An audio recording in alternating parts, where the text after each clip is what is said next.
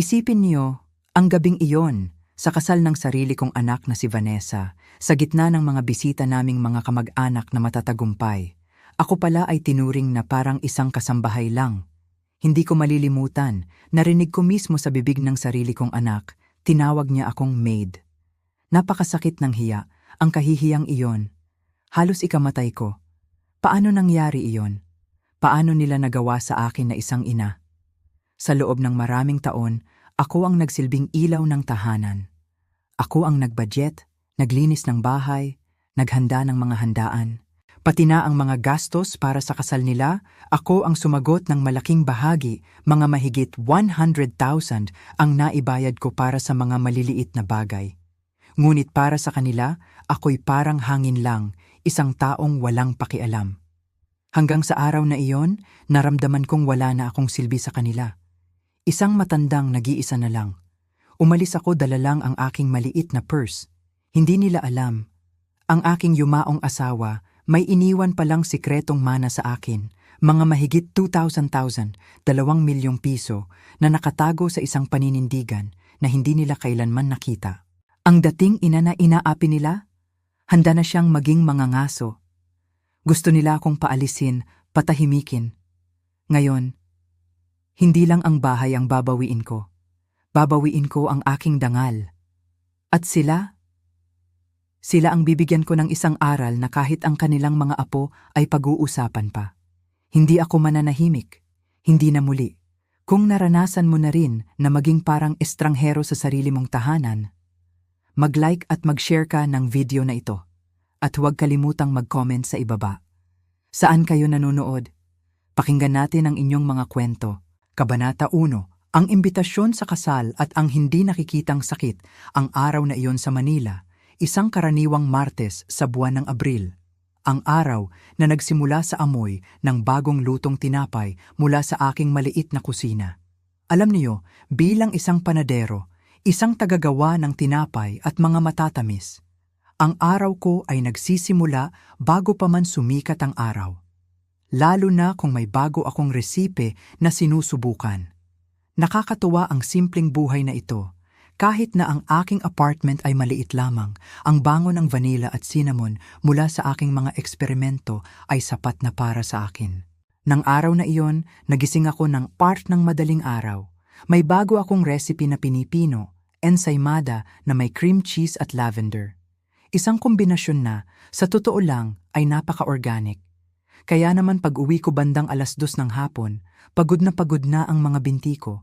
Muntik ko nang hindi mapansin ang isang sobrang napakaganda na nakasiksik sa aking mga bayarin at mga flyers ng grocery.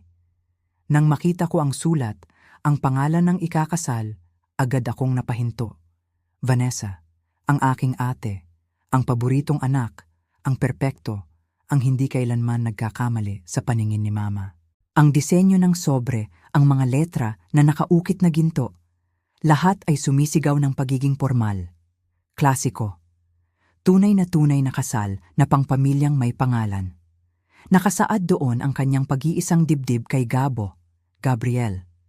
Isang pangalan na hindi ko kailanman narinig na nabanggit ni Vanessa sa aming mga bihirang pag-uusap. Kung iisipin, dapat ay masaya ako para sa kanya. Hindi ba nimtiyan ang dapat maramdaman ng isang kapatid na babae sa mga ganitong milestone ng kanyang mahal sa buhay? Ngunit habang hawak ko ang imbitasyon, isang alaala ang bumalik. Ang huling Noche Buena sa bahay ni Mama sa Forbes Park. Ang bonggang bahay na iyon na kung saan ang bawat kasangkapan ay nagkakahalaga ng hindi bababa sa ₱250,000. Ako noon ay nagdala ng Sans Rival na aking pinaghirapan ng 2 araw. Ang mga layer ng cashew at buttercream ay perpekto. Ang crust ay malutong. Nang ilapag ko ito sa lamesa, halos hindi binati ni Mama. Basta lang niya sinabi, "Lia, anak, napaka-effort mo naman. Hindi mo na kailangan mag-abala pa." Tapos, nakita niya ang dala ni Vanessa.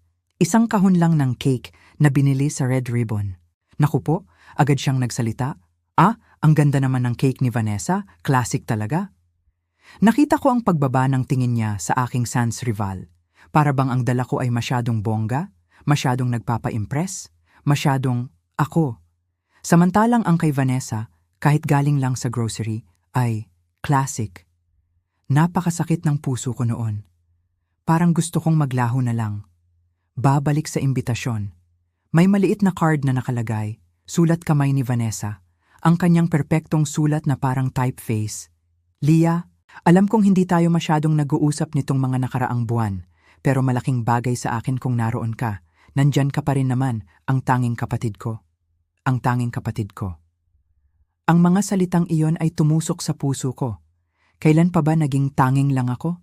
Hindi ba't kasama ako sa lumaki sa iisang bahay, iisang ina? Tinawagan ko siya ng gabing iyon. Sagot niya sa ika-4 na ring, halos hindi makahinga. Vanessa, natanggap ko ang imbitasyon mo. Congratulations. Oh, mabuti. Natatakot ako baka mawala sa post, sabi niya. Ang tono niya ay parang nagmamadali. Makakapunta ka ba? Tanong niya. Oo naman, hindi ko papalagpasin yan. Pagkasabi ko nun, agad kong tinanong, sige nga, ikwento mo sa akin si Gabo. Paano kayo nagkakilala? May sandaling katahimikan, hindi maikling katahimikan. Sapat na mahaba para isipin kong may hindi siya sinasabi. Sa isang pharmaceutical conference, sabi niya sa wakas, regional director siya sa Ayala Land Pharma. Napaka-successful, napaka-established. Established. Iyan ang salitang naglalarawan sa lahat ng gusto ni Mama. Hindi pag-ibig, hindi compatibility. Ang importante ay ang pangalan at ang posisyon. Si Mama, sobrang boto sa kanya, dagdag pa niya. Siyempre naman, bulong ko sa sarili ko. Sino ba namang nanay ang hindi magugustuhan ng anak na lalaking may ginto sa palad? Masaya ako para sa iyo, sabi ko, sinisikap na iparating ang tunay na kasiyahan, ngunit alam kong hindi ko masyadong napaniwalaan ang sarili ko. Salamat. Sige na Lia, kailangan ko nang umalis. May meeting kami ng wedding planner in 20 minutes. Padadalhan na lang kita ng detalye mamaya. At binabaan niya ako ng telepono, bago pa ako makapagpaalam. Napatingin ako sa aking telepono, ang biglang pagtatapos ng aming usapan. Naramdaman ko ang pamilyar na pagkitil sa aking dibdib. Hindi ito kalungkutan, hindi rin galit. Ito yung sakit ng pagiging pangalawa. Palagi, sa lahat ng bagay, sa mata ng aking ina. At minsan, pati na rin sa mata ng aking sariling kapatid. Ang mga linggo na lumipas bago ang kasal ay parang isang malabong panaginip. Puno ng trabaho sa bakery at paghahanda. Bumili ako ng bagong damit. Isang malambot na asul na seda, hindi masyadong kapansin-pansin, pero maganda sa kulay ng aking balat. Humingi ako ng leave sa trabaho, nalungkot pa nga ang amo ko dahil Hunyo ang pinaka-busy na buwan para sa amin. Dapat ay alam ko na agad na may mali nang mangyari. Nang hindi ako inimbitahan bilang bridesmaid ni Vanessa.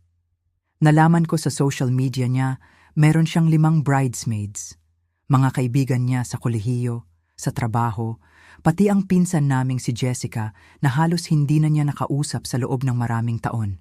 Pero ako? Wala. Nang maglakas loob akong magtanong, sinabi niya, "The wedding party is already set, Leah. You understand, right? These are people I see regularly." Naiintindihan ko. Naiintindihan ko ng lubos. Naiintindihan ko na hindi ako kailanman magiging bahagi ng kanyang inner circle. Na ang aming pinagsamahan noong bata pa kami ay walang silbi kumpara sa kanyang kasalukuyang katayuan sa lipunan. Nang araw na iyon, habang hawak ko ang imbitasyon at nararamdaman ko ang lamig ng sulat, parang may maliit na bahagi ng aking pagkatao ang naglaho. Ang pag-asa na magbabago ang lahat, nawala. Ang tanging natira ay ang malaking katanungan. Ano ang gagawin ko sa kasal na ito? Paano ko dadalhin ang sarili ko sa isang lugar kung saan alam kong hindi ako lubos na tinatanggap? Isang bagay lang ang sigurado ko. Hindi ko hahayaang sirain ng kahihiyan ang araw na ito para sa akin. Hindi ko hahayaang makita nila ang aking pagdurusa. Kahit na ang pinakamalapit na tao sa akin ay parang hindi ako kilala. Kabanata 2, ang araw ng kasal sa Tagaytay at ang pwestong nakatago sa likod ng haligi, ang paglalakbay patungong Tagaytay ay parang isang mahabang paghinga na puno ng sama ng loob. Habang papalapit ako sa resort, hindi ko mapigilang mamangha sa karangyaan nito. Ang mga bakuran ay malilinis, ang mga bulaklak ay makukulay, at ang tanawin ng Taal Lake sa malayo, napakaganda. Siguradong malaki ang nagastos nila. Malaki. Para sa isang perpektong araw ng aking perpektong kapatid. Pagdating ko, agad akong nagtungo sa bridal suite, kung saan alam kong naroon si Vanessa. Gusto ko sanang tumulong, kahit sa simpleng bagay lang. Kahit man lang maipakita na nandito ako para sa kanya. Pero pagbukas ko ng pinto, napakabigla ng eksena. Ang silid ay puno ng tawanan, mga babaeng nakasuot ng matching robes, mga baso ng champagne na umiikot. May isang photographer na kinukuhanan ng bawat sandali. Ang ingay, ang saya. Ang saya na parang hindi ako kasali. Bahagya akong kumatok. Tumingala si Vanessa mula sa kanyang makeup chair. Nagtama ang mga mata namin, saglit lang, bago niya ito ibinaling sa iba. "Lia, ang aga mo naman," sabi niya. Ang boses niya, mahinip na mahinip, parang napipilitan. Akala ko ba may inaasika ka pa? Ang aking plano na tumulong ay biglang nawala. Gusto ko lang sanang tumulong, Van. Okay na lahat. Yung wedding planner na ang bahala. Bakit hindi ka na lang humanap ng upuan mo? Malapit nang magsimula ang seremonya. Kasabay ng kanyang pagsasalita, isang bridesmaid na hindi ko kilala, blonde ang buhok, ang bumulong sa katabi niya. Pareho silang tumingin sa akin, ngumiti. Yung ngiting parang sinasabing, "Sige na, umalis ka na." Agad akong umatras. Ang aking pisngi ay nagiinit sa hiya. Oo, tama siya. Hindi ako dapat nagpunta ng maaga. Hindi ako dapat nag-akala na may lugar ako sa inner sanctum na iyon. Dahan-dahan akong lumabas, pinipilit na huwag ipakita ang aking pagkadismaya. Nagtungo ako sa mismong lugar kung saan gaganapin ang seremonya. May mga staff pa rin na nag-aayos ng mga huling detalye. Napaka-perpekto ng lahat. Ang mga upuan, nakahanay ng maayos. Ang mga bulaklak, tila naglalagablab sa ganda. Lumapit ako sa mga hanay ng upuan, hinahanap ang aking pangalan. May mga maliit na card na nakalagay, nakalista ang mga pangalan ng mga bisita. Tumingin ako sa mga unang hanay. Malinaw na para sa mga malalapit na kamag-anak at mga VIP. Naisip ko, siguro, nasa pangalawa o pangatlong hanay ang upuan ko. Sapat na malapit para malaman kung mahalaga ako.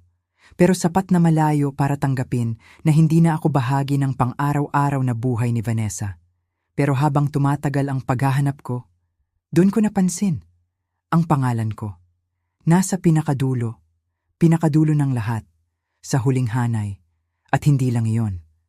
Ang upuan ko ay nasa likod mismo ng isang malaki at makapal na haligi. Isang haliging gawa sa kahoy, na doon sa mismong gitna ng arbor kung saan magaganap ang kasalan. Napatitig ako sa maliit na card na yon. Lia, ang aking pangalan, nakasulat sa eleganteng script. At sa sandaling iyon, parang may nabasag sa loob ko. Hindi ito pagkakamali. Hindi ito aksidente. Ito ay sadya. Ito ang paraan ni Vanessa para ilagay ako sa lugar kung saan sa tingin niya ako nararapat. Sa labas ng kanyang paningin, sa labas ng kanyang isipan. Halos hindi napapansin. Maaari sana akong umalis noon din, magmaneho pabalik sa Manila, magpanggap na may sakit, at uminom ng ice cream habang nanonood ng mga lumang pelikula. Hahayaan ko silang isipin na hindi ako dumating. Pero ang aking pagkabastos ang nagpatatag sa aking mga paa. Ako ang kanyang kapatid. Imbitado ako. At hindi ko hahayaan na makuha niya ang kasiyahan na makita akong sumuko. Nagsimula nang dumating ang mga bisita bandang 4:00 ng hapon. Nakatayo ako sa aking pwesto, sa likod ng haligi, pinapanood ang pagdating nila. Nakita ko ang mga mukha na pamilyar sa akin, mga tiyo, mga tiya, mga pinsan na hindi ko na nakita sa loob ng maraming taon. Wala ni isa sa kanila ang napansin ako na nakatago sa aking sulok. Maya-maya, dumating si Mama. Nagniningning sa kanyang champagne-colored na gown na malamang ay mas mahal pa kaysa sa buwan ng renta ko. Inalalayan siya ng isang groomsman papunta sa unang hanay. Nakangiti siya, tumatanggap ng mga pagbati. Hindi siya lumingon, hindi niya hinanap ang kanyang bunsong anak. Bakit pa? Nandito naman ako sa tamang lugar, sa lugar kung saan ako hindi nakikita. Nagsimula ang seremonya ng eksaktong 5:00. Ang musika ay tumugtog mula sa mga nakatagong speaker. Nagsimula nang maglakad ang mga miyembro ng wedding party. Ang mga bridesmaid napakaganda sa kanilang sage green na damit. Ang mga groomsmen sa kanilang navy blue suits. Tapos, ang flower girl at ring bearer, mga bata na hindi ko kilala, siguro mga anak ng mga kaibigan ni Gabo. At sa wakas, lumabas si Vanessa, inaakay ni Papa. Kahit na mula sa aking nakaharang na pwesto, kitang-kita ko kung gaano siya kaganda. Ang kanyang damit ay gawa sa puntas at seda. Ang kanyang belo ay sumusunod sa kanya na parang ulap. Si Papa, na halos hindi ko na nakausap mula nang maghiwalay sila ng mama ko 5 taon na ang nakakaraan, ay mukhang proud at distinguished sa kanyang tuksedo. Pinilit kong inuri ng aking leeg para makakita pa ng kaunti. Masama ang anggulo. Siguro 40% lang ng seremonya ang nakikita ko. Puro likod ng mga ulo ng tao at paminsan-minsang saglit ng officiant. Doon ko napansin. Hindi lang pala ako ang nag-iisa sa likod na hanay. May isang lalaki. 2 upuan ang layo mula sa akin. Nakatago rin sa likod ng haligi. Mukhang mas bata siya sa karamihan ng bisita, siguro mga nasa early 30s. Nakasuot siya ng perfectly tailored charcoal suit. Ang kanyang maitim na buhok ay nakaayos ng bahagya at ang kanyang mga tampok ay matalas, parang sa magazine cover. Ngunit ang pinaka-nakapansin sa akin ay ang ekspresyon sa kanyang mukha. Mukha siyang kasing awkward at kasing hindi komportable tulad ng nararamdaman ko. Nakita niyang nakatingin ako sa kanya at ngumiti siya ng bahagya, parang naaawa. Ngumiti ako pabalik, mahina, bago ko ibinalik ang aking atensyon sa seremonya o sa kung anumang bahagi nito ang aking nakikita. Narinig ko ang tinig ng officiant, nagsasalita tungkol sa pag-ibig, sa commitment, sa partnership. Narinig ko ang pagpapalitan ng mga pangako ni Vanessa at Gabo kahit hindi ko marinig ng malinaw. Nakita ko ang kanilang paghalik na sinundan ng masiglang palakpak at sa isang iglap, ang aking kapatid ay kasal na. Ang seremonya ay tumagal lamang ng mga 25 minuto. Ngunit para sa akin, parang mas matagal ito at kasabay nito, parang ang bilis. Habang nagsisimula ng tumayo ang mga bisita at magpunta sa cocktail hour, ang lalaking estranghero mula sa aming hanay ay lumapit sa akin. Malapitan, mas lalo siyang kapansin-pansin. Ang kanyang mga mata, kulay abo, matalino, tila nakakakita ng higit pa sa dapat niyang makita. "Quite a view, wasn't it?" sabi niya, may halong amusement sa kanyang boses. "Spectacular," sagot ko, tuyo. "I especially enjoyed the back of that gentleman's head in row 8, very photogenic." Tumawa siya, isang tunay na tawa na nagpapagaan sa aking dibdib. "I'm Julian," sabi niya. "And I'm guessing from your prime seating assignment, you're either someone's least favorite relative or you insulted the wedding planner." Ngumiti ako ng bahagya. "Elizabeth, and I'm the bride's sister, actually." Nagtaas siya ng kilay, halatang nagulat. "Her sister? And they put you back here? Apparently, I'm not part of the wedding aesthetic." Sinuri niya ako sandali. May pakiramdam ako na nakikita niya ang higit pa sa aking mapait na biro. "Well, that's their loss," sabi niya. "The cocktail hour is about to start, and I have a feeling it's going to be just as awkward as the ceremony. What do you say we face it together? You don't have to pity me. I'm fine." "It's not pity," sabi niya, na para bang nabasa niya ang aking iniisip. "It's a strategic alliance. I'm here as a +1 for my business associate who couldn't make it, which means I know exactly 3 people at this wedding, and 2 of them are the couple who just got married and won't remember I exist. So, really, you'd be doing me a favor." May kung anong katapatan sa kanyang alok, isang bagay na nagtulak sa akin na sabihin ang "o" sa kabila ng aking nasaktang pagtingin sa sarili. Bago pa ako makasagot, inalok niya ang kanyang braso, isang lumang galaw na parang sa sine. "Shall we?" Nag-alinlangan ako sandali, bago ko inilagay ang aking braso sa kanya. Magkasama kaming naglakad patungo sa cocktail hour at sa unang pagkakataon, mula nang dumating ako sa kasal na ito, hindi na ako nakaramdam ng lubos na pag-iisa. Kabanata 3, ang hindi inaasahang pagkikita kay Dante. Nakatayo ako roon, hawak ang maliit na pangalan ko sa card, habang ang mundo sa paligid ko ay patuloy na gumagalaw. Ang mga bisita ay nagtatawanan, nagkukuhanan ng litrato, naghahanda na para sa cocktail hour. Naririnig ko ang mahinang tugtog ng musika, ang boses ng officiant na nagtatapos sa kanyang mga salita. Pero para sa akin, parang huminto ang oras. Naroon lang ako, sa likod ng haliging iyon, kasama ang aking kahihiyan. Naramdaman ko ang pagbigat ng aking mga balikat. Pwede naman akong umalis. Oo, pwede akong lumakad palabas ng lugar na ito, pumasok sa aking kotse, at magmaneho pabalik sa Manila. Magpapanggap na may sakit, uminom ng ice cream, manood ng mga lumang telenovela. Hayaan silang isipin na hindi ako dumating. Mas madali siguro iyon, mas malinis. Pero hindi ko kaya. Hindi ko kayang ibigay sa kanila ang kasiyahang iyon. Ang makita akong sumuko, hindi ko ito gagawin. Hindi ko hahayaang manalo sila sa ganitong paraan. Kahit na ang mga bihirang pagkakataon na makasama ko ang aking pamilya ay nagiging ganito kasakit. Kailangan kong manatili, kahit sa sulok na ito, kahit na walang nakakakita. Habang papalayo ang tingin ko sa altar, napansin ko ang isang anino sa aking gilid. Hindi ko alam kung gaano na ako katagal nakatayo roon. Pero may isang tao na nakaupo, 2 upuan ang layo mula sa akin. Nakatago rin siya, tila sa parehong dahilan. Isang lalaki. Mukhang mas bata kaysa sa karamihan ng mga bisita. Marahil nasa mga unang taon ng kanyang 30. Suot niya ang isang napakagandang barong Tagalog, nakakaiba ang disenyo. Hindi yung mga luma at nakasanayan ko nang makita. Maitim ang buhok niya, maayos ang pagkakaayos, at ang kanyang mga mukha ay matalas, parang sa mga magazine model.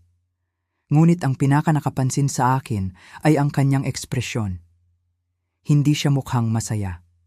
Hindi siya ang kanyang ekspresyon. Hindi siya mukhang masaya. Sa katunayan, parang pareho kami ng nararamdaman. May bahid ng pagkabagot, ng pagiging hindi komportable. Tila napilitan lang siyang pumunta rito. Tulad ko, nakaramdam ako ng bahagyang pagkakapareho. Siguro, hindi lang ako ang hindi kasali sa mundong ito. Sa aking pagkakatitig, napansin niyang nakatingin ako sa kanya. Nagtama ang aming mga mata. Sa halip na umiwas, ngumiti siya ng bahagya. Isang maliit, malungkot na ngiti. Parang naaawa sa akin, o baka naaawa sa kanyang sarili. Ngumiti ako pabalik, mahina. Hindi ko alam kung anong ibig sabihin ng ngiti niya, pero sa sandaling iyon, parang nabawasan ang bigat sa aking dibdib. Kahit papaano, may nakakita sa akin. Hindi man sila malapit, hindi man sila pamilya, pero may nakakita sa aking pagkawalang halaga. Pinilit kong ibalik ang aking atensyon sa seremonya, pero ang aking isip ay hindi mapakali. Maya-maya, naramdaman kong gumalaw ang lalaki sa aking tabi. Narinig ko ang mahinang tunog ng kanyang pag-upo.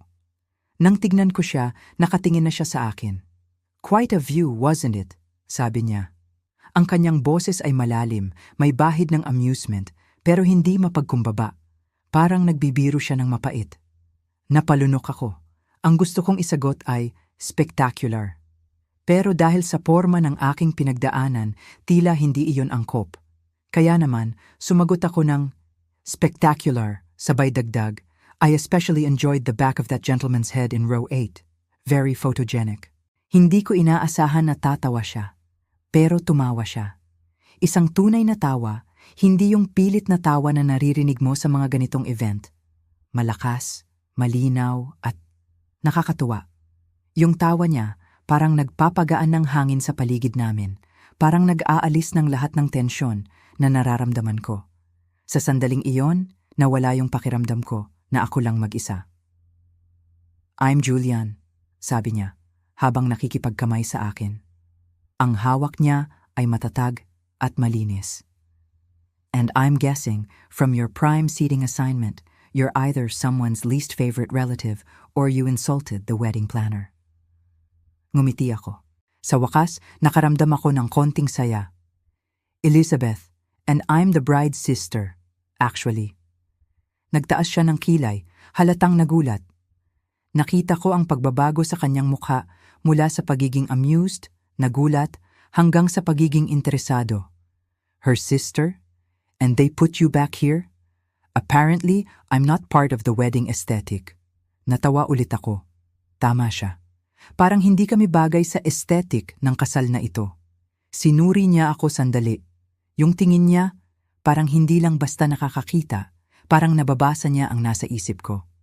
Well, that's their loss, sabi niya, parang walang halong biro. The cocktail hour is about to start, and I have a feeling it's going to be just as awkward as the ceremony. What do you say we face it together?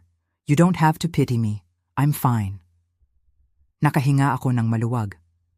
It's not pity, sabi niya, na para bang narinig niya ang aking mga naiisip. It's a strategic alliance. I'm here as a +1 for my business associate who couldn't make it, which means I know exactly 3 people at this wedding, and 2 of them are the couple who just got married and won't remember I exist. So really, you'd be doing me a favor. Strategic alliance. Parang galing sa pelikula. Pero ang totoo, ang tunog nito ay mas makabuluhan kaysa sa anumang narinig ko ngayong araw. May katapatan sa kanyang mga salita.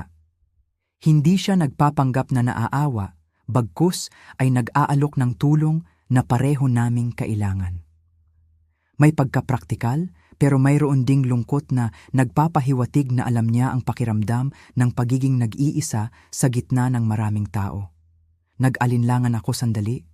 Ito ba ang tamang gawin? Makikipagkaibigan agad sa estranghero? Pero ang nakikita ko sa kanyang mga mata ay hindi lamang ang pagnanais na makaligtas sa awkwardness, kundi pati na rin ang pagkakaintindi sa aking sitwasyon. Bago pa man ako makasagot, inalok niya ang kanyang braso. Isang lumang galaw, parang sa mga nobela. Shall we? Tumitig ako sa kanyang braso, tapos sa kanyang mukha. Nakita ko ang pag-asa sa kanyang mga mata. Yung pag-asang makahanap ng kaalyado sa gitna ng giyera. Napabuntong hininga ako at sa wakas nakaramdam ako ng isang maliit na pag-asa. All right, sabi ko at inilagay ang aking braso sa kanya. Magkasama kaming naglakad papalabas ng ceremony site. Nakakapit ang aking braso sa kanya. At sa unang pagkakataon sa buong araw na yon, sa kasal na ito na nagsimula sa pait at kahihiyan, naramdaman ko na hindi na ako lubos na nag-iisa. Parang may kasama na akong haharap sa anumang pagsubok ang naghihintay. Ang simpleng pag-aalok ng kamay na ito ay parang nagbigay sa akin ng lakas. Ang lakas para harapin ang cocktail hour na alam kong magiging kasing awkward ng seremonya. Pero ngayon, hindi na ako mag-isa. Kabanata 4. Ang pekeng relasyon sa mesa ng mga VIP. Habang naglalakad kami patungo sa cocktail hour, ang kamay ni Julian ay mahigpit na nakahawak sa aking braso. Hindi ito isang pagkakahawak na mahina o nag-aalinlangan. Ito ay mahigpit, parang sinasabi nito, nandito ako, hindi ka nag-iisa. Sa kabila ng lahat ng kahihiyang naramdaman ko kanina, may kislap ng pag-asa na sumibol sa aking puso. Parang nakahanap ako ng isang kaalyado, isang kasama sa paglalakbay na ito na hindi ko inaasahan. Ang cocktail hour ay ginanap sa isang maluwag na pavilion na nakaharap sa lawa. Ang mga bilog na mesa ay nakakalat, bawat isa ay may mga bulaklak at kandila. May isang bar sa isang dulo, at ang mga waiter ay umiikot na may mga tray ng masasarap na pagkain. Bilang isang pastry chef, malakas ang pananaw ko sa pagkain bilang sining, at ang sinumang nag-cater sa event na ito ay tunay na dalubhasa. Ang mga pagkain ay halos masyadong maganda para kainin. Halos. Nananatili si Julian sa aking tabi habang naglalakad kami sa gitna ng maraming tao. Ang mga bisita ay nakakulong sa maliliit na grupo. Ang kanilang mga usapan ay nagiging masigla dahil sa malayang champagne at sa kasiyahan ng isang kasalan. Maraming bisita ang napapatingin sa amin. Marahil ay nagtataka kung sino ang gwapong estranghero na iyon at bakit siya nakakapit sa invisible na kapatid ng bride. Nakahanap kami ng isang tahimik na mesa sa gilid ng pavilion. Bumalik si Julian mula sa bar na may 2 baso ng alak at isang plato ng appetizers na nagawa niyang kumbinsihin ang isang server na ihanda para sa amin. Nakangiti siya habang inaabot ang mga iyon. So, sabi niya, umupo sa tapat ko. Tell me about your sister. What's she like when she's not starring in the wedding of the century? I mean, beyond the perfect facade. Sumipsip ako ng alak, pinag-iisipan kung paano sasagutin ang tanong niya. Ang katotohanan ay masyadong masakit, masyadong mahirap ilahad. Ngunit sa matatag na tingin ni Julian, naramdaman kong gusto kong maging tapat. Vanessa is perfect, sabi ko, mahina. Or at least, she's always worked very hard to appear perfect. Good grades, good career, good relationships. She's the daughter every parent dreams of having. Pinaus ko ang aking sarili, at pagkatapos ay nagpatuloy, mas mahina pa. And you're not. Nagtaas siya ng kilay, naghihintay. I'm the daughter who became a pastry chef instead of a doctor or lawyer, who lives in a small apartment instead of a house with a mortgage, who dates occasionally instead of landing a pharmaceutical director with excellent prospects. I'm the disappointment, the one who didn't follow the script. Kinuha ni Julian ang isang crab cake mula sa plato at pinagmasdan ang aking mga salita. Being a pastry chef sounds creative and challenging. Not everyone can master that craft. Napakagatlabi ako. Try telling that to my mother. She still introduces me as Elizabeth, who works with food, like I'm flipping burgers at a fast food chain. Umiling siya. Family dynamics can be complicated. Napatawa ako ng mapait. That's a diplomatic way of saying my family is dysfunctional. Kumuha ako ng isang stuffed mushroom, biglang nagutom. Kanina kasi, masyado akong kinakabahan para kumain. What about you? What do you do that landed you an invitation to this event? I work in renewable energy consulting, sabi niya. My company helps businesses transition to sustainable practices. Boring technical stuff that makes people's eyes glaze over at parties. That doesn't sound boring at all, sabi ko. It sounds important. Thanks, sabi niya, pero may bahid ng pag-iingat sa kanyang ekspresyon. Most people just want to know if I can get them a deal on solar panels. Huminto siya saglit. I was supposed to be here with my colleague, Dominic. He's the one who actually knows the groom through some business connection. But he came down with pneumonia last week, and I got volunteered. So, we're both wedding crashers in our own way. Survivors of inadequate seating arrangements, at least. Nagpatuloy kami sa pag-uusap hanggang sa matapos ang cocktail hour. Nakakagaan ng loob na kasama siya. Nakakatuwang makipag-usap kay Julian. Hindi siya nagtatanong ng mga politikal na tanong. Nagtatanong siya ng mga bagay na nagpapakita ng tunay na interes. Tinatanong niya ako tungkol sa mga paborito kong dessert na gawin. Tungkol sa mga hamon sa pagtatrabaho sa isang professional kitchen. Kung bakit ko pinili ang pastry kaysa sa iba pang culinary paths. Tinanong ko rin siya tungkol sa kanyang trabaho. Tungkol sa kasiyahan ng pagtulong sa mga kumpanyang bawasan ang kanilang environmental impact. Tungkol sa mga frustrations ng pakikipag-usap sa mga kliyente na gusto ng pagbabago pero hindi handang gawin ang mahirap na trabaho para makamit ito. Nagsalita siya ng may passion tungkol sa renewable energy, tungkol sa paglikha ng mga sistema na makakatulong sa mga susunod na henerasyon. At ako naman, nabighani sa kanyang sigasig. You really believe in what you do, sabi ko. Napansin ng ningning sa kanyang mga mata. Is that so surprising? Tanong niya, ngumiti. Most people at my sister's wedding seem more interested in appearing successful than actually being passionate about anything. Napatango ako. Parang sinabi na niya ang lahat. Ngumiti siya, pero may kakaiba sa kanyang ekspresyon. Parang may nagbago. You notice a lot for someone who is sitting behind a pillar. When you're invisible, sabi ko, napapangiti, you learn to watch people. It's amazing what you see when no one knows you're looking. Isang server ang lumapit para sabihin na ihahain na ang hapunan sa ballroom. Nagsimula ng maglakad ang mga bisita patungo sa pasukan. Tumayo si Julian, inaalok ang kanyang kamay. Ready to see if your seating assignment for dinner is any better? Hindi. Hindi ito mas mabuti. Kabanata Fima, ang salita ng ina, At ang haplos na nagbigay lakas matapos ang cocktail hour, nagsimula na ang pagpapapasok sa mga bisita sa pangunahing ballroom para sa hapunan. Naisip ko, baka naman sa hapunan ay mag-iiba na ang lahat. Baka naman, sa pagkakataong ito ay magiging mas maayos ang lahat. Baka naman, mabigyan ako ng kaunting pagkilala. Ngunit ang aking pag-asa ay mabilis na naglaho nang makita ko ang aming mga place card. Ang reception hall ay napakaganda, puno ng libu-libong dolyar na halaga ng mga bulaklak at ilaw. Ang mga mahahabang mesa ay nakaayos na parang letrang U, na may head table na bahagyang nakataas sa isang platform kung saan uupo si Vanessa at Gabo kasama ang kanilang wedding party. Nakita ko ang pangalan ko. Nasa bandang dulo pa rin, nasa isang mesa na nakatayo sa pinakamalayo at pinakamadilim na sulok ng silid. Kung uupo ako doon, kailangan ko pang itagilid ang aking ulo para lamang makita ang head table. Ang mga upuan sa paligid ko ay bakante. Malinaw na napwesto ako sa mga overflow guests, yung mga taong kailangan mong imbitahan pero hindi mo alam kung saan ilalagay. Biglang lumitaw si Julian sa aking tabi, hawak ang sarili niyang place card. Napatingin siya sa paligid, pagkatapos ay sa akin. "Interesting," sabi niya. May bahid ng pagtataka.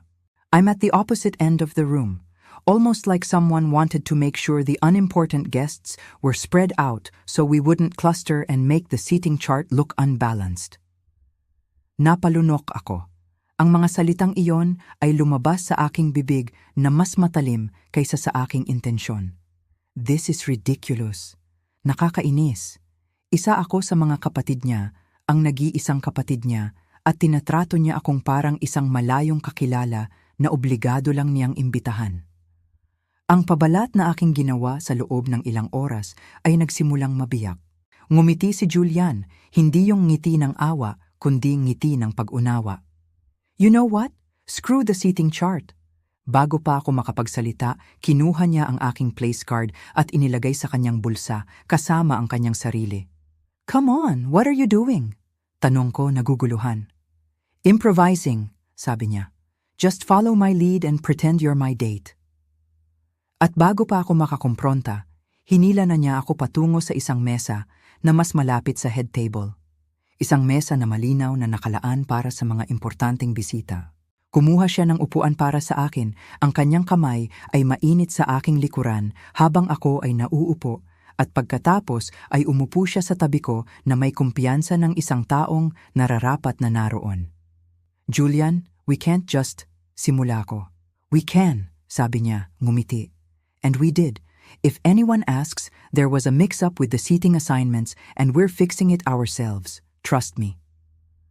Ang mesa ay mabilis na napuno ng mga bisita na tila magkakakilala ng mabuti. Mga kasosyo sa negosyo ni Gabo, narinig ko mula sa kanilang pag-uusap. Mga tao mula sa pharmaceutical industry na nagsasalita sa mga acronyms at trade terms na hindi ko maintindihan. Batiin nila si Julian nang may pagkakakilala, tinatawag siya sa pangalan niya at tumutugon siya nang may madaling kumpiyansa na nagpapahiwatig na alam niya kung sino sila. Isang babae na nagpakilala bilang si Patricia, ang Vice President of Operations sa Bennett Health Solutions, ang ngumiti sa akin. "And you must be Julian's girlfriend. He's been keeping you a secret." Binuksan ko ang aking bibig para itama siya, pero maayos na sumingit si Julian. "Elizabeth prefers to stay out of the spotlight. She's not one for corporate events usually, but she made an exception for this wedding." "How sweet," sabi ni Patricia. Pagkatapos ay tumingin siya sa akin. "And how do you know the bride and groom?" "Elizabeth is Victoria's sister actually," sabi ni Julian, na para bang ang pangalan ko ang unang bagay na pumasok sa kanyang isipan. Natawa si Patricia. "Oh, I had no idea Victoria had a sister. She never mentioned it during any of our meetings about the wedding arrangements." Ang kanyang ngiti ay bahagyang nawala na para bang napagtanto kung paano yon narinig. I mean, I'm sure it just never came up in conversation. "I'm sure," sabi ko, pinapanatili ang aking boses na neutral, kahit na ang komento ay tumusok sa aking puso. Ang aking kapatid ay nakikipagtulungan ng malapit sa mga kasamahan ni Gabo para planuhin ang aspetong ito ng kasal. at hindi niya man lang naisip na banggitin na mayroon siyang kapatid. Nagsimula ng ihain ng hapunan, bawat putahe ay mas masalimuot kaysa sa nauna. Ang seared scallops ay napalitan ng sariwang salad, pagkatapos ay pagpipilian ng beef tenderloin o herb-crusted salmon. Ang pagkain ay pambihira, ngunit halos hindi ko ito natikman. Masyado akong mulat sa presensya ni Julian sa aking tabi, sa paraan ng pagganap niya sa kanyang papel bilang aking date ng may kapani-paniwalang dali. Ang kanyang kamay paminsan-minsan ay dumadampi sa aking balikat o likuran sa maliliit na kilos na mukhang kaswal ngunit tila sinadya. Isinama niya ako sa mga usapan, pinakinggan ang aking mga opinyon. Ginawa akong makita sa paraang hindi ko naramdaman mula nang dumating ako sa kasal na ito. Sa pagitan ng mga putahe, tumayo ang ama ni Gabo para magbigay ng talumpati. Nagsalita siya tungkol sa mga nagawa ng kanyang anak, kung gaano siya ipinagmamalaki na tinatanggap si Vanessa sa kanilang pamilya, tungkol sa maliwanag na hinaharap ng bagong mag-asawa. Binanggit niya kung paano nagdala si Vanessa ng saya at sophistication sa buhay ni Gabo, kung paano siya ang uri ng babae na lagi niyang inaasahan para sa kanyang anak. Sumunod naman ang aking ina, mas maikli ang kanyang talumpati ngunit hindi gaanong mapusok. Nagsalita siya tungkol sa pagkabata ni Vanessa, tungkol sa determinasyon at biyaya ng kanyang anak, kung paano niya alam na palagi niyang makakamit ang mga dakilang bagay. Nagsalita siya tungkol sa proseso ng pagpaplano ng kasal, tungkol sa mga pamimili ng nanay at anak na babae, cake tasting, at lahat ng mga mahalagang sandali na kanilang pinagsaluhan.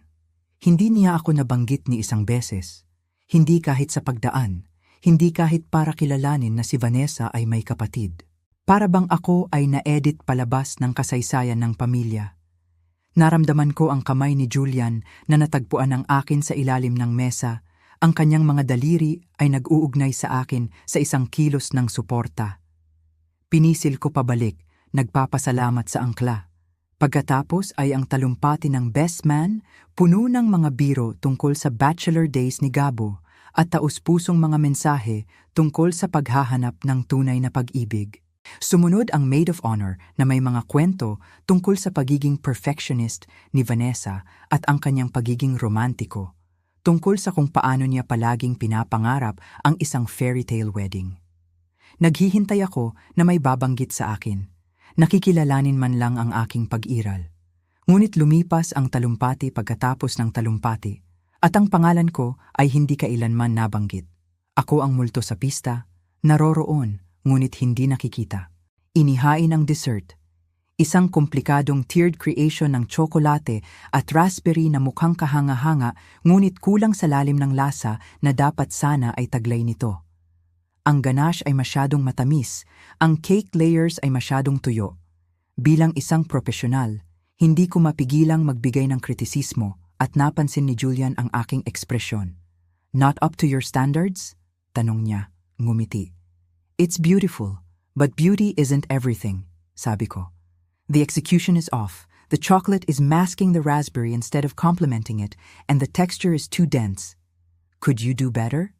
In my sleep, ang mga salita ay lumabas ng mas may kumpiyansa kaysa sa aking nararamdaman, ngunit totoo ang mga ito. Maaaring ako ang disappointment ng pamilya sa ibang aspeto, ngunit sa kusina, alam ko ang aking halaga. I believe you, sabi ni Julian, simple lang. Pagkatapos ng dessert, ang reception ay nagpatuloy sa bahagi ng pagsasayaw. Sina Vanessa at Gabo ang unang sumayaw para sa kanilang first dance, umiikot sa ilalim ng perpektong ilaw habang ang isang live band ay tumugtog ng isang romantikong ballad. Mukha silang kuha sa isang magazine, ang perpektong mag-asawa na nagkakaroon ng kanilang perpektong sandali. Sumayaw si Papa para sa father-daughter dance, at pinanood ko silang dalawa na sumasayaw. Naalala ang mga oras na inikot niya ako sa aming sala noong maliit pa ako, bago ang diborsyo, bago ang lahat ay gumuho. Naalala kaya ni Vanessa ang mga sandaling iyon? Iniisip niya kaya ang pamilya na minsan ay naging kami? Tumayo si Julian at inalok ang kanyang kamay. Dance with me. You don't have to keep playing the attentive date. I'm fine. I know I don't have to. I want to. Besides, I'm a terrible dancer, And I need someone to step on who won't sue me. Hinayaan ko siyang akitin ako papunta sa dance floor. Hindi siya naging kakilakilabot. Sa katunayan, siya ay napakagaling na nangunguna ng may kumpiyansa habang pinapanatili ang isang magalang na distansya. Sumayaw kami sa musika at naramdaman kong nagre-relax ako sa ritmo sa sandaling ito. "Thank you," sabi ko ng mahina. "For tonight, for sitting with me, for the whole fake date thing. You didn't have to do any of this. Maybe I wanted to. You're interesting, Elizabeth.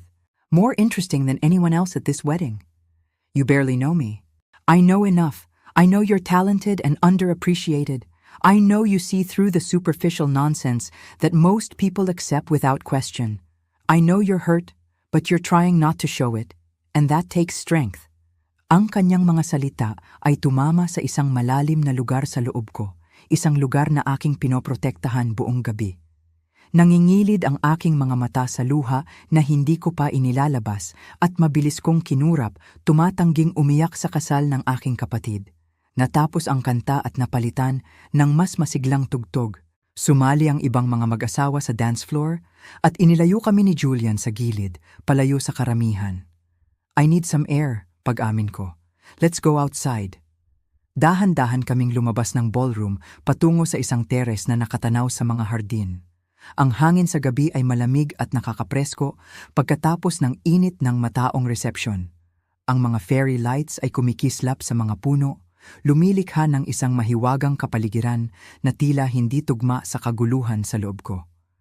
"I shouldn't have come," sabi ko, nakasandal sa railing ng terrace. I knew it would be like this, but some part of me hoped it would be different. That maybe Victoria would remember we're sisters. That maybe she'd want me here for real and not just to check a box on her obligation list. Nakatayo si Julian sa tabi ko. Ang kanyang balikat ay dumadampi sa akin. Family can be the most complicated relationship we have. We're bound to them by blood, but that doesn't guarantee love or respect or even basic consideration. You sound like you're speaking from experience. My father and I haven't spoken in 3 years. He had very specific plans for my life, and when I chose a different path, he made it clear I was no longer the son he wanted.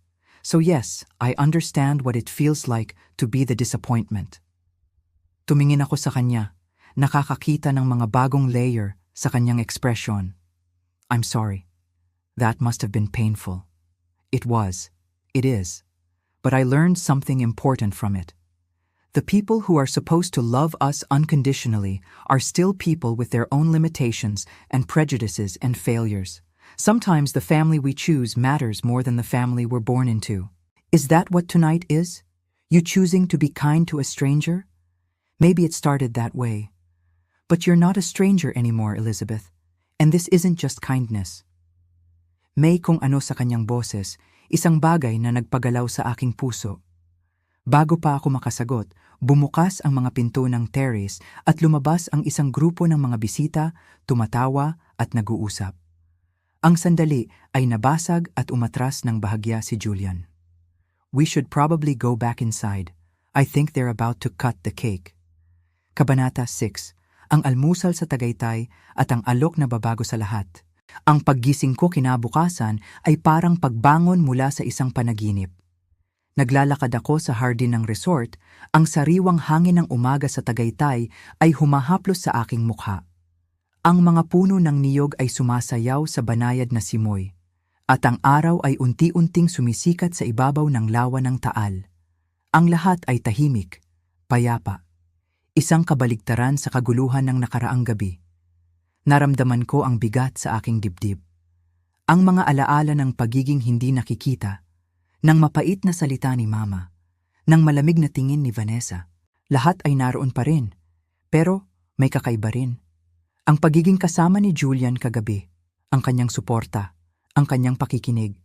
Hindi ko alam kung ano ang kahulugan noon, pero may kaunting ginhawa akong naramdaman. Sa lobby ng hotel, naghihintay na si Julian. Nakasuot na siya ng simpleng jeans at isang navy blue sweater na lalong nagpapatingkad sa kanyang kulay abong mga mata.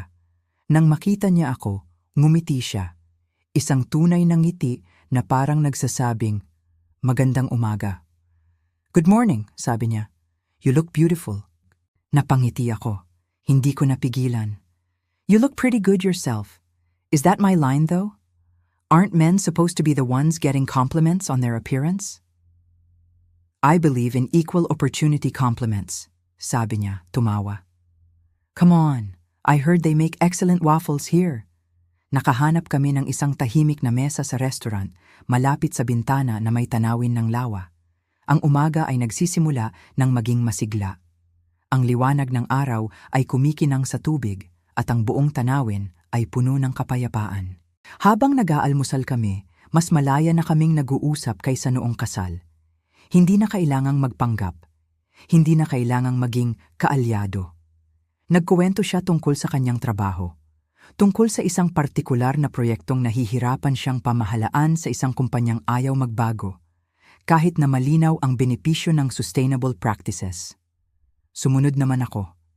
Nagsalita ako tungkol sa bakery, tungkol sa aking boss na napakatalino pero minsan ay temperamental, tungkol sa kasiyahan ng paglikha ng isang bagay na maganda at masarap na nagbibigay saya sa mga tao. You light up when you talk about baking, sabi ni Julian, habang hinihiwa ang kanyang waffle. It's obvious you love what you do. I do, sabi ko, na may kasamang buntong hininga. It's the one area of my life where I feel completely confident. No second guessing, no wondering if I'm good enough. I know I'm good at what I do. Natahimik siya sandali, tinitingnan ako. Then why do you let your family make you feel otherwise? Ang tanong ay direkta, halos parang confrontational, pero ang tono niya ay malumanay. Napabuntong hininga ako at ibinaba ang aking tinidor. Paano ko sasagutin ang tanong na yon? Because they're my family, sabi ko. Because some part of me still wants their approval, even though I know I'll never get it. Not the way Victoria gets it, anyway. What if you stopped wanting their approval? Tanong niya. What if you decided your opinion of yourself mattered more than theirs? Easier said than done, sabi ko. When you've spent your whole life being compared to someone and coming up short. Inabot ni Julian ang aking kamay sa ibabaw ng mesa. Ang kanyang kamay ay mainit at malambot. For what it's worth, sabi niya, I think you're extraordinary. And I don't say that lightly. Natapos kami sa almusal at naglakad palabas. Pareho kaming ayaw pang maghiwalay. Ang umaga ay maganda. Ang uri ng araw sa Hunyo na nangangako ng tag-init nang walang nakakainis na init. Nakita namin ang ibang mga bisita na nagche-check out na, nagkakarga ng mga bagahe sa kanilang mga sasakyan, pauwi na sa kanilang mga normal na buhay. I should probably get on the road soon, sabi ko, medyo malungkot. I have work tomorrow and I need to prep some things this afternoon. Tumango siya. Before you go, can I ask you something? Nagbago ang ekspresyon niya, naging seryoso. Last night, watching how your family treated you, seeing how they've made you feel small and unimportant, it made me angry, not just sympathetic, but genuinely angry on your behalf. Naramdaman ko ang init sa aking pisngi. That's kind of you, but I'm not finished. Tumingala ako sa kanya at nakita ko ang determinasyon sa kanyang mga mata.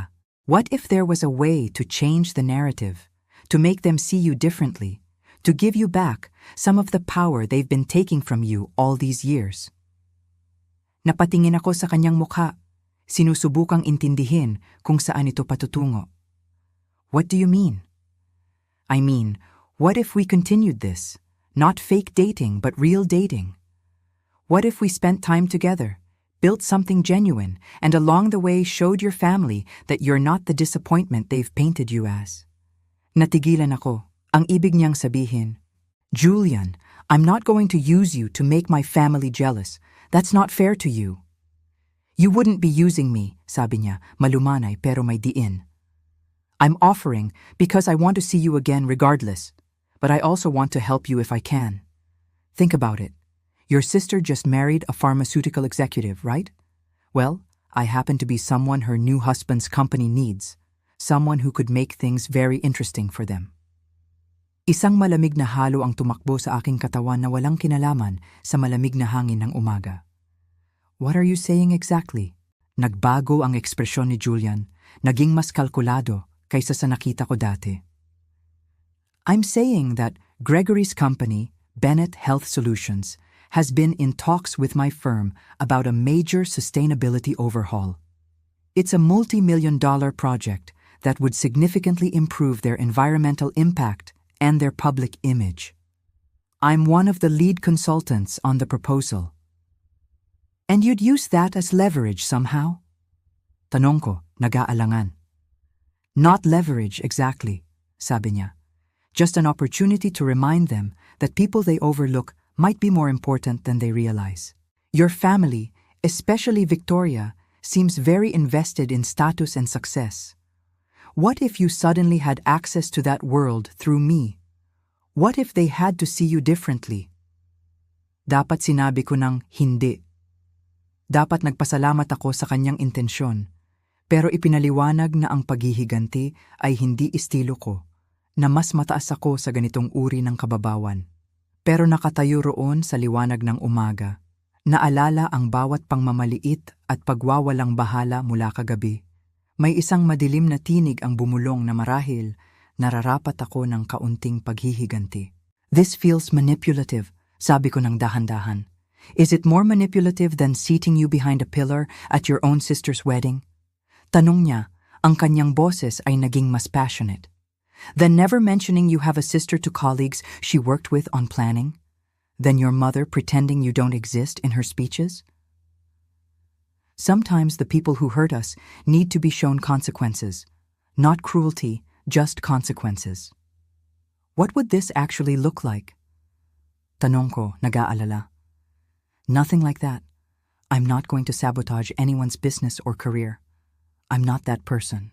I'm talking about visibility, about making sure you're present and acknowledged at future family events, about your sister and mother realizing that dismissing you means potentially damaging relationships that matter to Gregory's career, about you finally getting the respect you deserve, even if it starts from a place of obligation rather than genuine affection. Ito ay twisted logic at alam ko yon. Pero ito rin ay mapangakit. Ilang taon na ba akong nagtatago sa dilim? Ilang pagtitipon ng pamilya ang tiniis ko na tinatrato akong mas mababa? Ang ideya na mapipilitan si Vanessa na kilalanin ako, isama ako, tratuhin ako na parang mahalaga ako, nakakalasing. I need to think about this, sabi ko sa wakas. Of course, take all the time you need, sabi niya. But Elizabeth, whether you agree to any of this or not, I meant what I said about wanting to see you again. That part is real. No manipulation involved. Nagpalitan kami ng numero ng telepono bago kami maghiwalay. Hinatid ako ni Julian sa aking kotse. Muli, isang banayad na halik na nagpagalaw sa aking puso. At pagkatapos ay nagmamaneho na ako pabalik sa Denver, ang aking isipan ay gulong-gulo. Ang buong araw ay nagbago. Ang sakit na naramdaman ko kagabi ay napalitan ng isang komplikadong damdamin ng posibilidad. Isang posibilidad ng pagbabago. Isang posibilidad ng paghihiganti. Isang posibilidad ng pag-ibig. Kabanata 7. Ang pagtatanghal ng talento at ang di inaasahang pagkilala. Ang mga sumunod na linggo ay naging napakabilis, parang isang iglap lang. Ang alok ni Julian ay nanatili sa aking isipan. Isang pabulong na pangako ng pagbabago. Pagkatapos ng mahabang pag-iisip, pagtimbang sa mga posibleng kahihinatnan, at pagharap sa aking sariling mga takot at pagdududa, nagpasya akong tanggapin ang kanyang alok. Hindi para sa paghihiganti, hindi para gamitin siya, kundi para sa aking sarili. Para patunayan na hindi lang ako ang disappointment na nakikita nila. May halaga rin ako, may talento ako. Nagsimula akong magtrabaho ng masigasig sa mga dessert. Ang mga proyekto ni Julian para sa Bennett Health Solutions ay malalaki at ang kumpanya ni Gabo ay isa sa mga pangunahing kliyente. Ang nalalapit na event para sa pagtatapos ng kanilang sustainability project ay isang malaking oportunidad.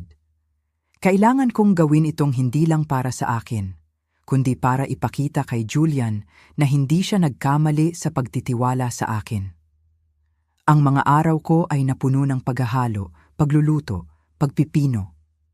Gumugol ako ng maraming oras sa pag-iexperimento ng mga bagong kombinasyon ng lasa, pag-aaral ng mga pinakamahusay na teknik, at pagmaster ng mga presentasyon. Ang mga dessert na aking nilikha ay hindi lamang pagkain. Ito ay mga piraso ng sining. Bawat isa ay may kwento. Bawat isa ay may layunin. Nilikha ko ang mga chocolate raspberry tartlets na may edible gold leaf na kumikinang na parang mga bituin sa gabi.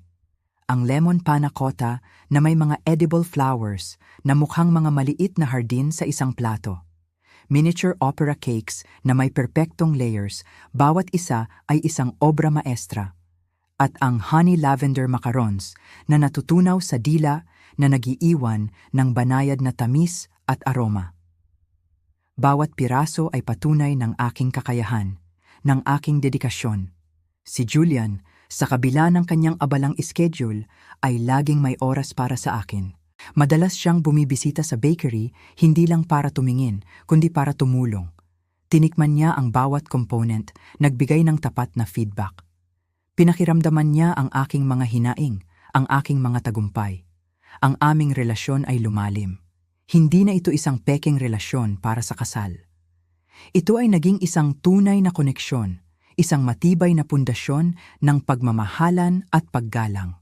Dumating ang araw ng event. Ginanap ito sa isang eleganteng venue sa downtown Manila, puno ng salamin at modernong arkitektura.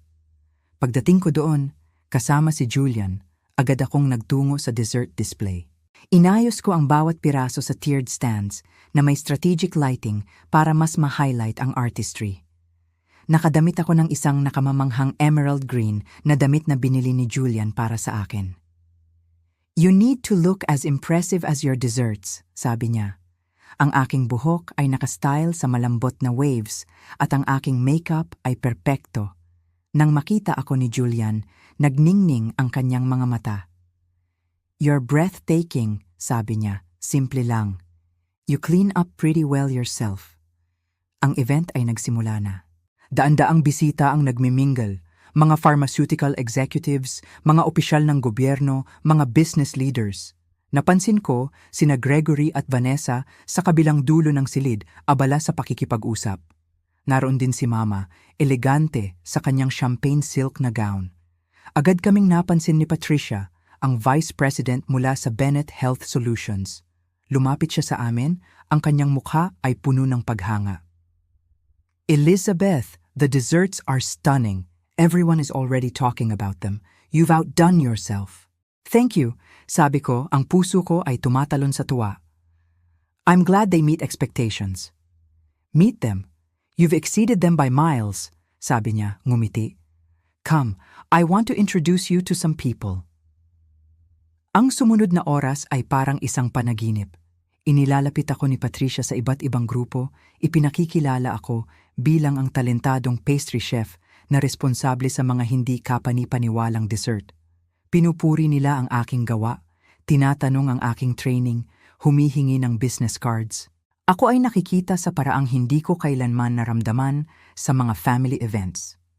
Kinikilala para sa aking tunay na kakayahan, hindi minamaliit para sa aking mga desisyon. Si Julian ay nanatiling malapit. Ang kanyang presensya ay parehong sumusuporta at strategic. Sinisigurado niyang binabanggit niya ang aming relasyon sa lahat ng aming nakakausap. Ipinoposisyon ako hindi lang bilang chef, kundi bilang kanyang partner. Sa mundong ito na nagpapahalaga sa koneksyon at status, ang pagiging girlfriend ni Julian ay may bigat. Nakita ko si Vanessa na napansin kami mula sa kabilang dulo ng silid. Nakita ko ang pagbabago sa kanyang ekspresyon, mula sa pagkalito, sa pagkilala, hanggang sa isang bagay na mukhang discomfort. May sinabi siya kay Gregory at pareho silang napatingin sa amin. "They've spotted us," bulong ni Julian sa aking tainga. "Ready for what?" "To remind them you exist." Bago pa ako makasagot, papalapit na sina Gregory at Vanessa. Sa malapitan, mukhang tensyonado si Gregory. Ang kanyang ngiti ay hindi umaabot sa kanyang mga mata. "Julian, Elizabeth." "Good to see you both," sabi ni Gregory. "Elizabeth, I've heard nothing but praise for your desserts. Very impressive work." Thank you, sabi ko. I'm pleased they've been well received. Si Vanessa ay nakatayo ng bahagya sa likod ni Gregory. Ang kanyang ekspresyon ay maingat na neutral. Hi Elizabeth, everything looks beautiful. Thank you, Victoria. Isang awkward na katahimikan ang namagitan sa amin. Sa wakas, binasag ito ni Gregory. Julian, I was hoping we could discuss the final phase of the sustainability project. There are some budget considerations we need to address. Of course, Elizabeth, would you excuse me for a few minutes? Tanong ni Julian sa akin. Tumango ako at lumayo ang dalawang lalaki, iniwan akong mag-isa kasama si Vanessa. Ang sandali ay mabigat na puno ng mga hindi nasasabing salita. You've been busy, sabi ni Vanessa sa wakas. Landing major catering jobs, dating important consultants. Quite a change from the last time we talked. I've always been busy. You just never noticed, sabi ko, medyo matalas. Is that fair? You spent years dismissing what I do as insignificant. Now that it's benefiting your husband's business connections, suddenly it matters. Bahagyang nabasag ang maingat na pagkontrol ni Vanessa sa kanyang sarili. What do you want from me, Elizabeth? An apology? Fine. I'm sorry I didn't appreciate your career choices. I'm sorry the wedding seating was bad. I'm sorry we're not closer. Is that what you need to hear? Sabi ko, ang aking boses ay kalmado, ngunit puno ng determinasyon. I don't need anything from you anymore. That's what you don't understand. I'm not the little sister begging for scraps of approval. I've built a life I'm proud of with people who value me for who I actually am. People like Julian, you mean? Gregory says he's very influential in his field, very useful to know. Ang implikasyon ay tumusok, kahit na inaasahan ko na ito. You think I'm using him, or that he's using me? That's the only way you can understand this, isn't it? As a transaction. I'm just saying it's convenient. You show up at my wedding alone and invisible, and now suddenly, you're dating someone Gregory's company depends on and getting hired for major events. It's quite a transformation. Bago pa ako makasagot, bumalik si Julian kasama si Gregory. Parehong mukhang tensyonado ang dalawa at nagtaka ako kung ano ang napag-usapan nila sa kanilang maikling pag-uusap. Victoria, we should mingle with the other guests, sabi ni Gregory. Ang kanyang tono ay hindi nagpapahintulot ng argumento. There are several board members here. We need to speak with. Nagbigay si Victoria ng isang huling hindi mababasa na tingin sa akin bago siya hinayaan ni Gregory na igiya siya palayo. Bumuntong hininga ako ng malalim. That looked intense, sabi ni Julian, nang mapansin niyang nakabalik na siya. Are you okay? She thinks I'm using you to gain status, or that you're using me to influence Gregory's business decisions. She can't conceive of us just genuinely caring about each other. Does her opinion matter to you? Tanong ni Julian. Pinag-isipan ko ito ng tapat. Not as much as it would have a few months ago. I'm done needing her approval. Good, because you're about to get something better than approval. What do you mean? Ngumiti si Julian. Yung kalkuladong ekspresyon na nakita ko na dati. Watch. Lumapit si Patricia sa mikropono na nakalagay malapit sa dessert display. Tumahimik ang silid nang magsimula siyang magsalita tungkol sa matagumpay na sustainability project. Pinasasalamatan ng team ni Julian para sa kanilang mahusay na trabaho. Pagkatapos ay lumipat siya sa pagtalakay sa mismong event. I also want to recognize someone who made tonight extra special, sabi ni Patricia. Elizabeth, could you join me up here? Tumibok ng malakas ang aking puso habang ako ay naglalakad patungo sa harap. Ngumiti si Patricia ng mainit at nagpatuloy. Elizabeth created every single dessert you've enjoyed tonight. Her artistry and skill transformed our celebration into something truly memorable. But more than that, she represents exactly the kind of innovation and dedication we're trying to foster at Bennett Health Solutions. Which is why I'm pleased to announce that we'll be partnering with her for all of our major events going forward. Elizabeth, thank you for your incredible work. Nagkaroon ng malakas na palakpakan ng buong silid. Tumayo ako doon, tulala, habang ibinibigay sa akin ni Patricia ang isang sobre na naglalaman ng kontrata na tila kasalukuyan naming pinapasok Ang aking mga mata ay natagpuan si Julian sa gitna ng karamihan. Nakita ko ang kanyang ipinagmamalaking ngiti at naintindihan ko na siya ang perpektong nag-orchestrate ng sandaling ito. Pagkatapos ay natagpuan ko si Vanessa. Nakatayo siya sa tabi ni Gregory, pumapalakpak kasama ang lahat, ngunit ang kanyang ekspresyon ay komplikado. Pagkagulat, tiyak. Pagkadismaya, marahil. Kahit isang pahiwatig ng respeto na hindi niya kailanman ipinakita dati. Ang aming ina ay nakatayo sa kanilang tabi, mukhang pantay na nabigla. Sa unang pagkakataon sa aking buhay, ako ang sentro ng atensyon sa isang silid na kasama ang aking pamilya. At ito ay dahil sa aking sariling kakayahan, aking sariling kasanayan, aking sariling halaga. Hindi dahil sa ako ay nag-asawa ng mabuti o nakamit ang kumbensyonal na tagumpay, kundi dahil ako ay nagtagumpay sa isang bagay na mahal ko. Nawala ang palakpakan at bumalik ako sa tabi ni Julian. Hinila niya ako palapit, hinahalikan ang aking sentido. "How does it feel?" bulong niya. "Like vindication, like finally being seen. You were always worth seeing. They were just too blind to notice." Kabanata 8. Ang tapat na usapan. Kasama si ate at si mama ang tagumpay sa event ng Bennett Health Solutions ay parang nagbukas ng isang bagong pintuan para sa akin. Hindi lamang sa aking career, kundi pati na rin sa aking sarili. Ang pagkilala mula kay Patricia, ang kontrata na parang isang kasunduan sa isang kaibigan, ang mga papuri mula sa mga tao na dati hindi man lang ako napapansin. Lahat ito ay nagbigay sa akin ng lakas na hindi ko akalain na mayroon ako. Ang mga salita ni Julian, "You were always worth seeing. They were just too blind to notice," ay paulit-ulit na tumatakbo sa aking isipan. You were always worth seeing. They were just too blind to notice. Dumating ang isang linggo pagkatapos ng event. Si Julian at ako ay patuloy na nagkikita. Mga hapunan, panunood ng sine, mahahabang usapan na umaabot hanggang hating gabi. Ang aming relasyon ay lumalim. Ang pag-uusap namin tungkol sa trabaho, sa mga pangarap, sa mga nakaraang sakit, lahat ay nagpapatibay sa aming samahan. Hindi ko namalayan, nahuhulog na ako sa kanya. At sa mga tingin niya, sa kanyang mga kilos, alam kong nararamdaman niya rin iyon. Isang araw, tumawag si Vanessa. "Leah, hi. Sorry I haven't been in touch since the honeymoon. Things have been crazy settling into married life." Natawa ako ng bahagya. Ang kanyang paghingi ng paumanhin ay parang formalidad lang. "No worries, ate. How was the trip?" "Incredible.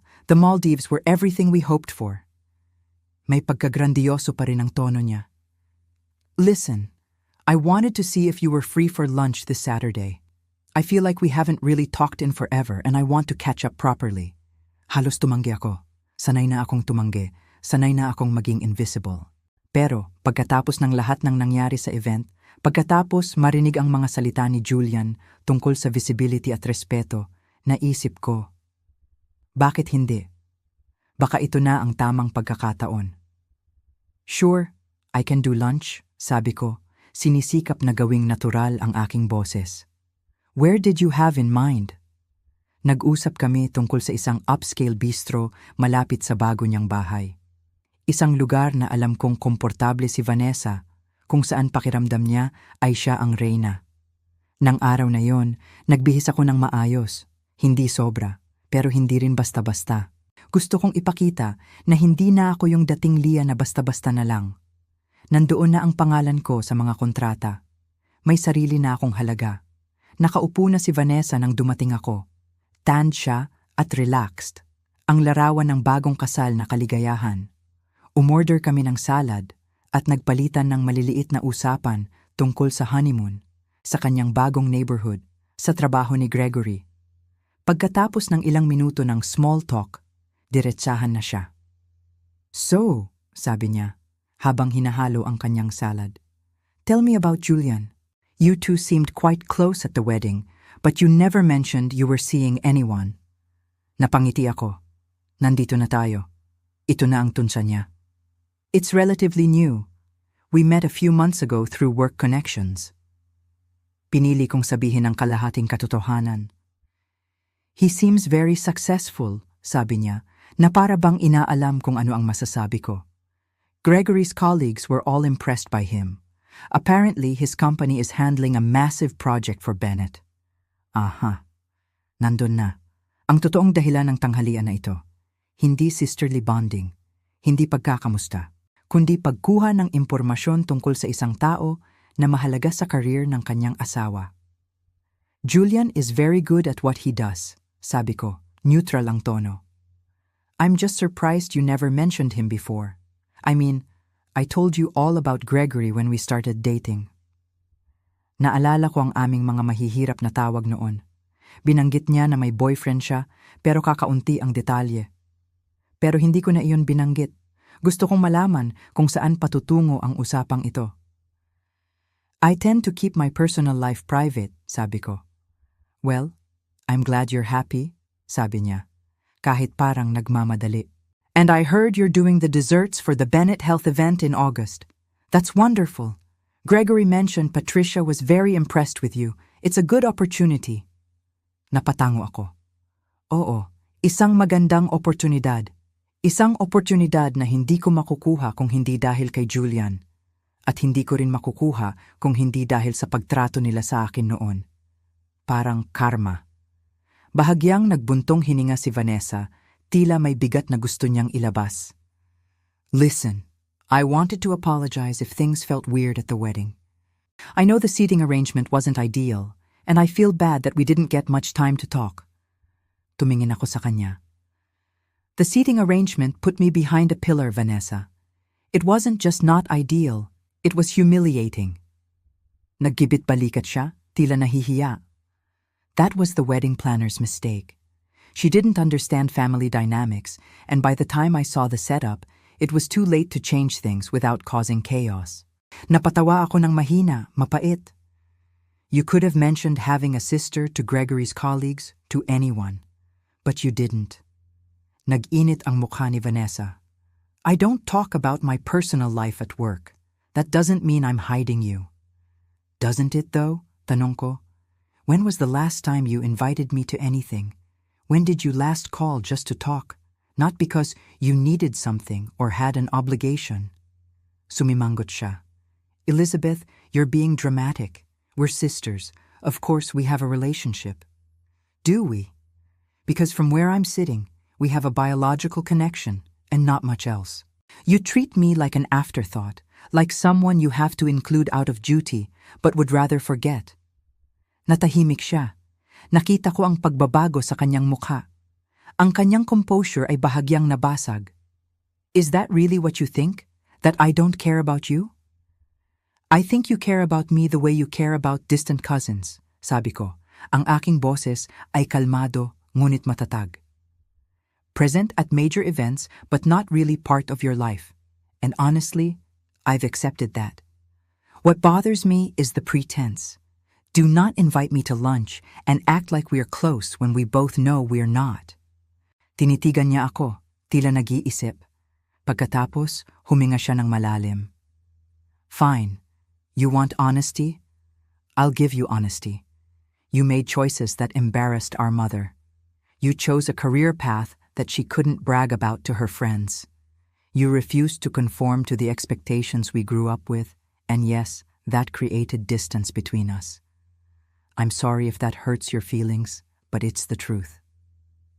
Ang kanyang mga salita ay nagpatunay sa aking pinaghihinalaan noon, ngunit hindi ko kailanman narinig na sinabi ng hayagan. Hindi ako ang disappointment dahil ako ay nabigo. Ako ang disappointment dahil tumanggi akong makipagkumpetensya sa kanilang mga tuntunin. Napangiti ako ng bahagya, isang tunay na ngiti. Thank you for finally being honest, sabi ko ng mahina. But here's some honesty back. I'm not embarrassed by my choices. I love what I do, and I'm good at it. If that's not enough for you or mother, that's your problem, not mine. And I'm done apologizing for being myself. Tumayo ako, inilagay ang sapat na pera sa mesa para sa aking pagkain. Thanks for lunch, Victoria, and congratulations again on your marriage. I hope it brings you everything you're looking for. Umalis ako bago pa siya makasagot. Nanginginig ang aking mga kamay habang naglalakad patungo sa aking kotse. Ang pag-uusap na iyon ay brutal ngunit kinakailangan. May kung anong sa loob ko ang nagbago. Isang fundamental na pagtanggi na patuloy na tumanggap ng mumu ng pagmamahal mula sa mga taong nakikita akong mas mababa. Kabanata 9. Ang formal na pagkilala at ang katarungang nakuha sa pamamagitan ng talento. Ang mga araw na lumipas mula nang magkaroon kami ng tapat na pag-uusap ni Vanessa ay tila nagdala ng kakaibang simoy ng hangin. May hindi pa rin lubos na pagkakaunawaan. Oo, may mga bakas pa rin ng nakaraan na hindi basta-basta mabubura. Ngunit, mayroon ng pagbabago, mayroon ng pagkilala. Hindi man ito agad-agad na yakap at tawanan, pero ito na ang simula. Ang simula ng isang mas totoo, mas malinis na relasyon. Dumating ang araw ng malaking event ng Bennett Health Solutions. Ito ay gaganapin sa isang napaka-eleganting venue sa Makati na may mga salaming pader at modernong disenyo. Ang layunin nito ay ipagdiwang ang matagumpay na pagkumpleto ng kanilang sustainability project.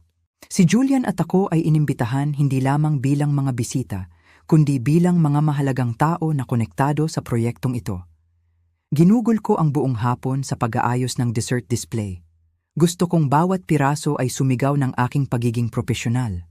Ang mga individual na tartlets, ang panna cotta na may mga edible flowers, ang maliliit na opera cakes, at ang honey lavender macarons.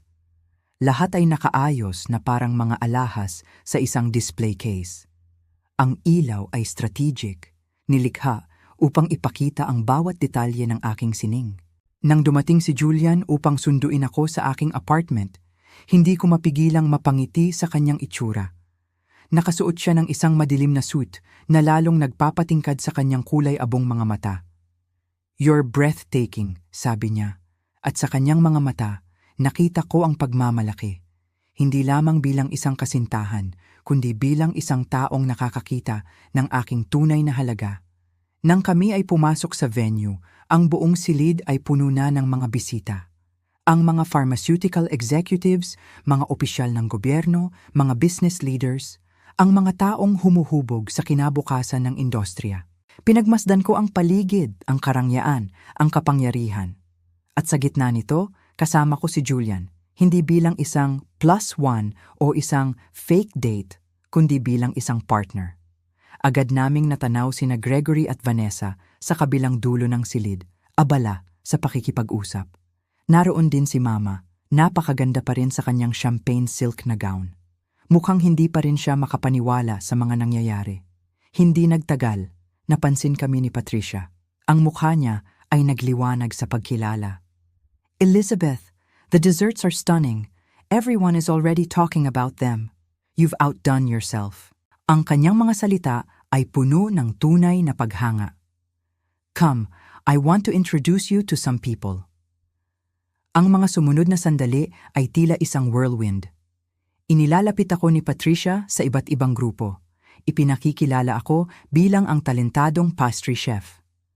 "This is Elizabeth, the artist behind these incredible desserts," sabi niya. Narinig ko ang mga bulong ng paghanga, mga tanong tungkol sa aking training, mga hiling para sa aking business card. Ako ay nakikita, hindi na ako invisible.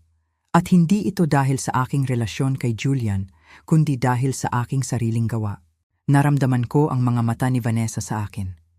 Nakita ko ang pagbabago sa kanyang ekspresyon. Mula sa pagkalito, pagkilala, hanggang sa isang bagay na tila discomfort at marahil kaunting paggalang. Bumulong si Julian sa aking tainga. "They've spotted us. Ready for what?" "To remind them you exist," sabi ko, na may tapang na hindi ko alam na mayroon ako. At hindi nagtagal, papalapit na sina Gregory at Vanessa. Mas tensyonado si Gregory kaysa dati. Ang ngiti ni Vanessa ay parang pilit. "Julian, Elizabeth, good to see you both," sabi ni Gregory. "Elizabeth, I've heard nothing but praise for your desserts. Very impressive work." "Thank you," sabi ko. Ang boses ko ay matatag. "I'm pleased they've been well received."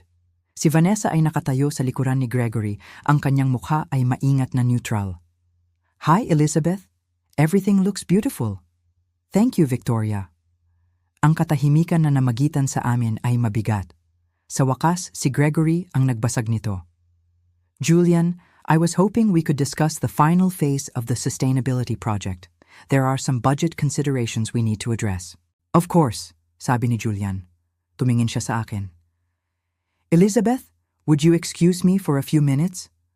Tumango ako. Habang lumalayo sila, naiwan akong mag-isa kay Vanessa.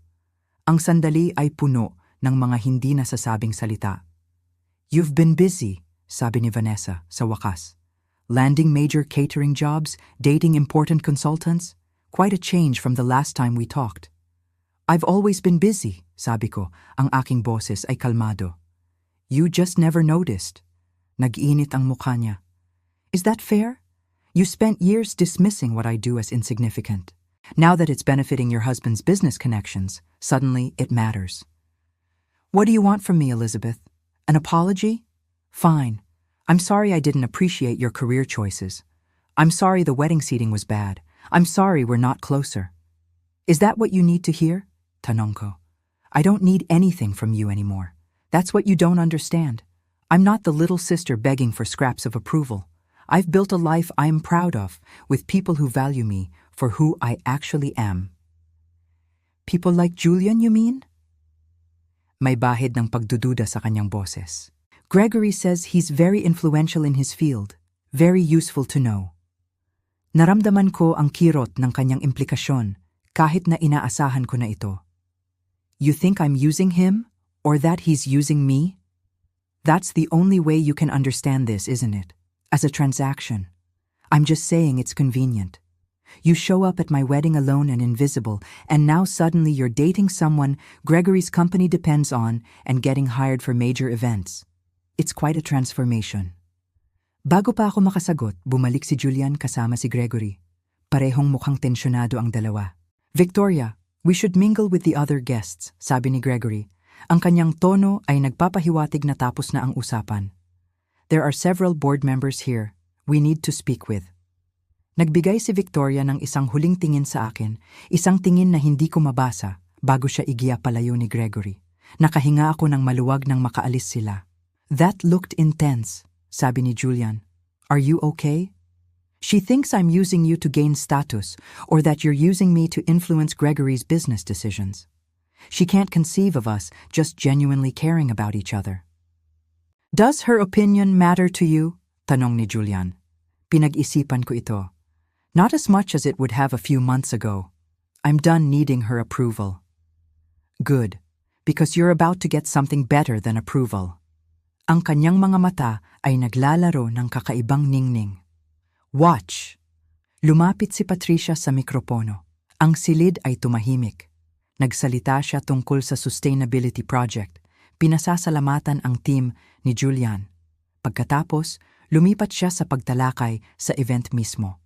I also want to recognize someone who made tonight extra special, sabi ni Patricia. Elizabeth, could you join me up here? Tumaas ang aking kilay. Hindi ko ito inaasahan. Hinawakan ni Julian ang aking kamay, isang matatag na suporta. Dahan-dahan akong naglakad patungo sa harap. Ngumiti si Patricia ng mainit. Elizabeth created every single dessert you've enjoyed tonight. Her artistry and skill transformed our celebration into something truly memorable. But more than that, she represents exactly the kind of innovation and dedication we're trying to foster at Bennett Health Solutions, which is why I'm pleased to announce that we'll be partnering with her for all of our major events going forward. Elizabeth, thank you for your incredible work. Nagkaroon ng malakas na palakpakan ng buong silid. Tumayo ako doon tulala habang ibinibigay sa akin ni Patricia ang isang sobre. Ito ang kontrata. Ang kontrata na nagpapatunay na hindi lamang ako ang panadero na nagpapangarap, kundi ako ay isang business partner, isang profesional. Ang aking mga mata ay natagpuan si Julian sa gitna ng karamihan. Nakita ko ang kanyang ngiti, ang kanyang proud smile. Naintindihan ko, siya ang nag-orchestrate nito. Ang sandaling ito ay hindi aksidente. Pagkatapos, natagpuan ko si Vanessa. Nakatayo siya sa tabi ni Gregory, pumapalakpak kasama ang lahat. Ngunit ang kanyang ekspresyon ay komplikado. Pagkagulat, tiyak. Pagkadismaya, marahil. kahit isang pahiwatig ng paggalang na hindi niya kailanman ipinakita dati. Ang aming ina ay nakatayo sa kanilang tabi, mukhang pantay na nabigla. Sa unang pagkakataon sa aking buhay, ako ang sentro ng atensyon sa isang silid na kasama ang aking pamilya. At hindi ito dahil sa kung sino ako nakipag-ugnayan o kung ano ang sinabi ng iba tungkol sa akin. Ito ay dahil sa aking sariling gawa, dahil sa aking talento, dahil sa aking halaga. Hindi dahil sa aking nabiyayaan ng magandang kapalaran, kundi dahil ako ay nagtagumpay sa isang bagay na mahal ko.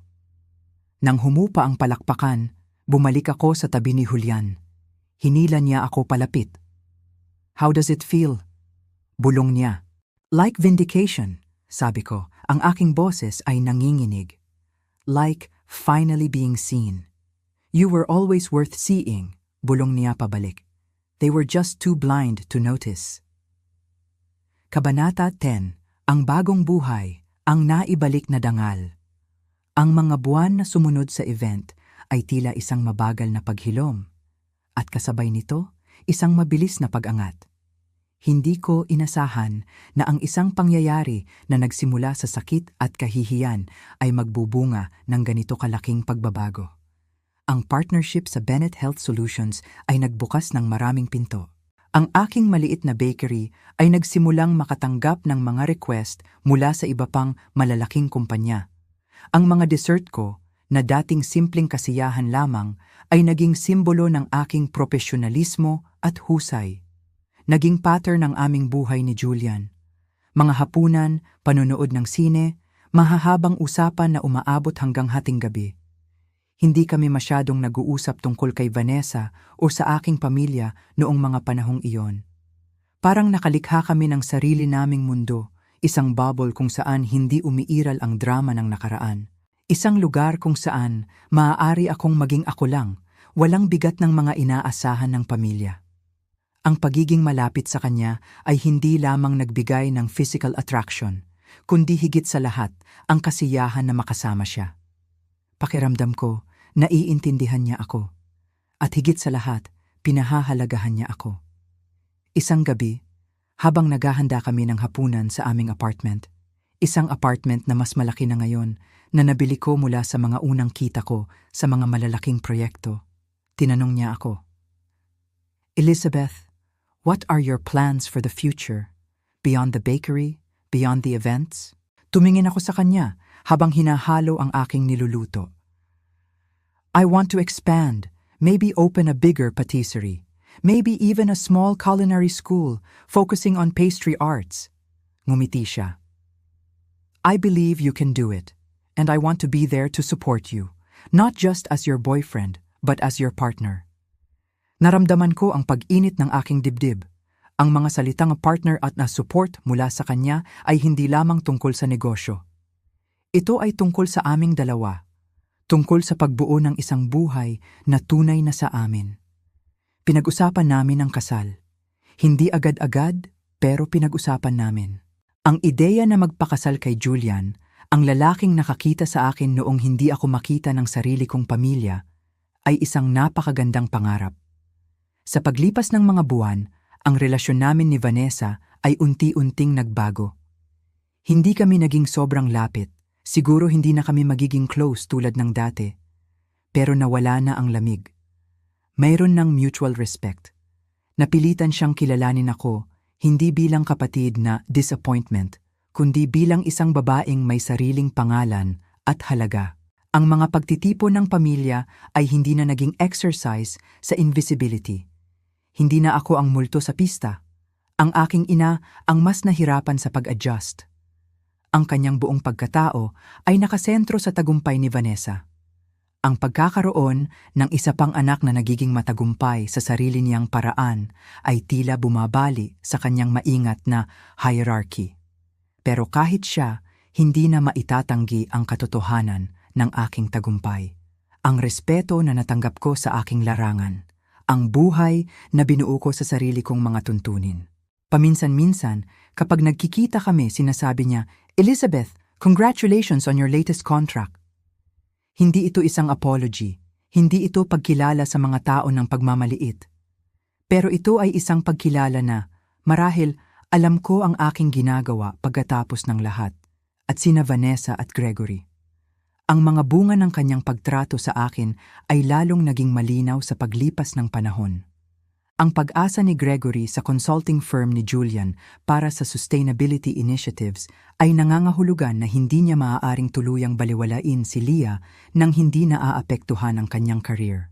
Napilitan si Vanessa na makipag-ugnayan sa akin. Kailangan niyang isama ako sa mga family events, kilalanin ang aking presensya, dahil ang hindi paggawa nito ay maaaring magkaroon ng masamang epekto kay Gregory. Ang pharmaceutical industry ay mas maliit kaysa sa iniisip ng marami, at ang balita ay mabilis kumalat tungkol sa kung paano nag-aasal ang mga pamilya ng mga executives. Si Vanessa, na laging maingat sa pagpapanatili ng isang perpektong imahe, ngayon ay kailangang tiyakin na ang imaheng iyon ay kasama ang pagiging isang supportive sister. Ang irony nito ay hindi nawala sa akin. Ginugol niya ang mga taon para gawin akong invisible. At ngayon, siya ay nakulong sa isang sitwasyon kung saan kailangan niyang gawin akong visible. Kailangan niyang purihin ako sa mga kasamahan ng kanyang asawa, kailangang magpanggap na palagi kaming malapit. Ang bawat family gathering ay naging isang performance para sa kanya. Hindi siya maaaring magkamali. Hindi siya maaaring magpakita ng pagwawalang bahala na dati niyang ipinakita ng malaya. Ang kanyang perpektong buhay ngayon ay nangangailangan ng aking presensya at ang pangangailangang iyon ay sasama sa kanya hanggat ang career ni Gregory ay nakadepende sa pagpapanatili ng magandang relasyon sa firm ni Julian.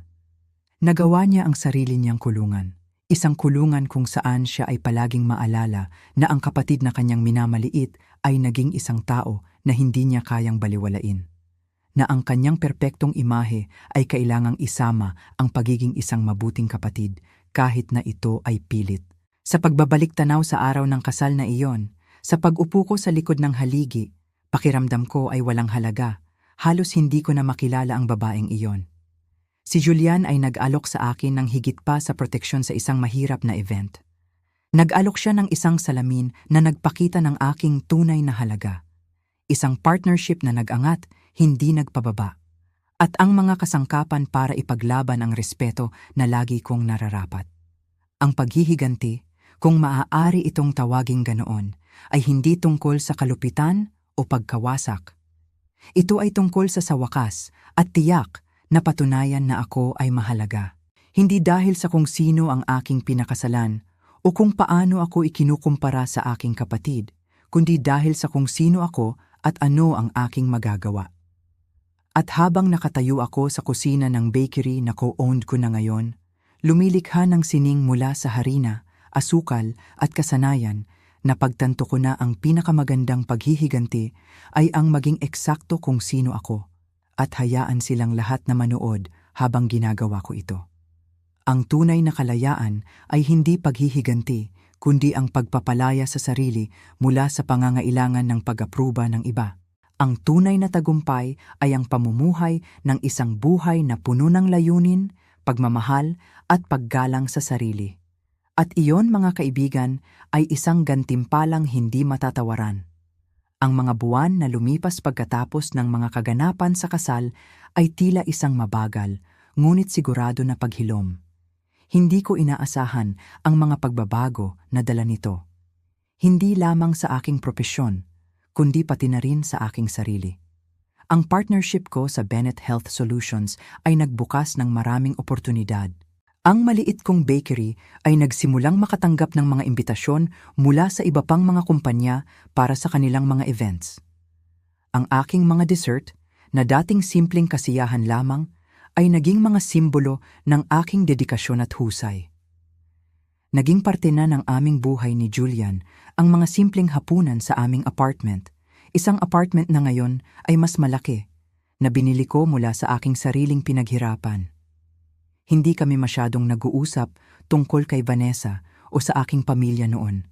Parang nakalikha kami ng aming sariling mundo, isang ligtas na lugar kung saan hindi kailangang harapin ang mga lumang sakit. Doon, maaari akong maging ako lang, malaya. Mararamdaman mo ang lalim ng pagmamahal at paggalang sa pagitan namin. Hindi lamang bilang magkasintahan, kundi bilang mga kasama sa buhay. Ang kanyang suporta ay hindi nagbabago. Ang kanyang pananampalataya sa akin ay nanatiling matatag.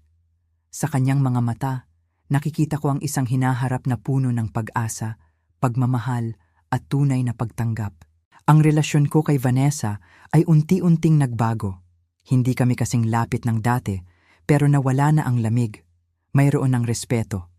Tila napilitan siyang tanggapin ang aking bagong katayuan. Hindi na ako ang disappointment. Ako na ang kapatid na may sariling pangalan, isang pangalang kinikilala na rin ng mundo ng negosyo. Ang mga pagtitipon ng pamilya ay hindi na kasing hirap dati. Hindi na ako ang multo sa kanilang mga pagdiriwang. Si Mama naman, siya ang pinakanahirapan sa pagbabago.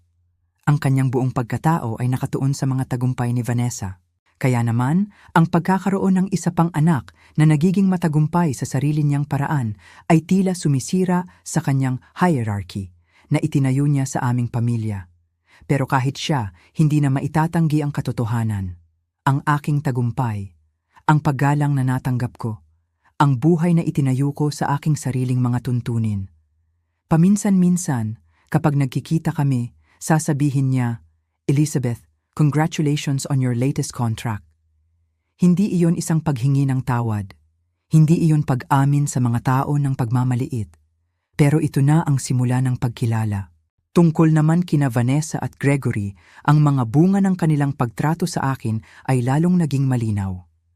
Ang pag-asa ni Gregory sa kumpanya ni Julian ay nangangahulugan na hindi niya maaaring basta na lang balewalain si Leah. Napilitan si Vanessa na makipag-ugnayan sa akin. Kailangan niyang isama ako sa mga pagtitipon ng pamilya, kilalanin ang aking presensya. Dahil ang hindi paggawa nito ay maaaring magdulot ng masamang epekto kay Gregory. Ang industriya ng pharma ay mas maliit kaysa sa iniisip ng marami. Ang balita ay mabilis kumalat. Ang mga pamilya ng mga executives, ang kanilang mga kilos, lahat ito ay napapansin.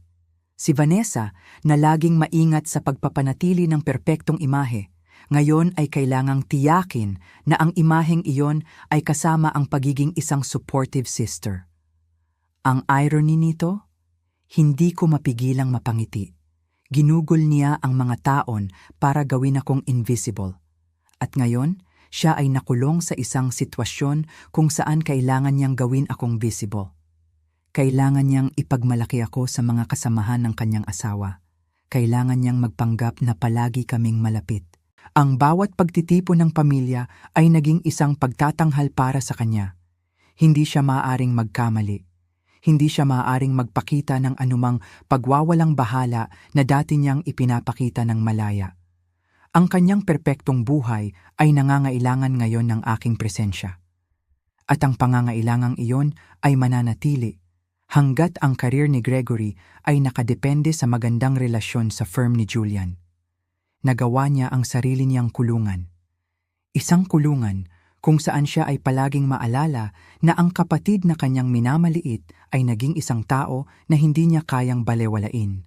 Na ang kanyang perpektong imahe ay kailangang isama ang pagiging isang mabuting kapatid kahit na ito ay pilit.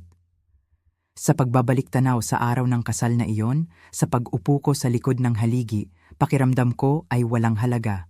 Halos hindi ko na makilala ang babaeng iyon.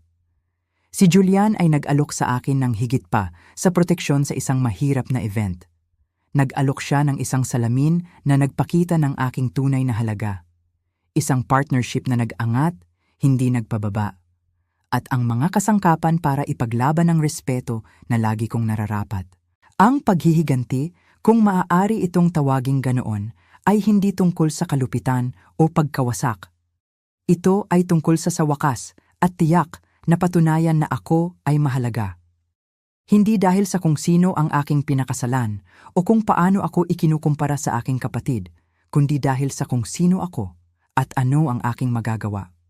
At habang nakatayo ako sa kusina ng bakery na kasalukuyan kong pagmamay-ari, lumilikha ng sining mula sa harina, asukal at kasanayan, napagtanto ko na ang pinakamagandang paghihiganti ay ang maging eksakto kung sino ako at hayaan silang lahat na manood habang ginagawa ko ito.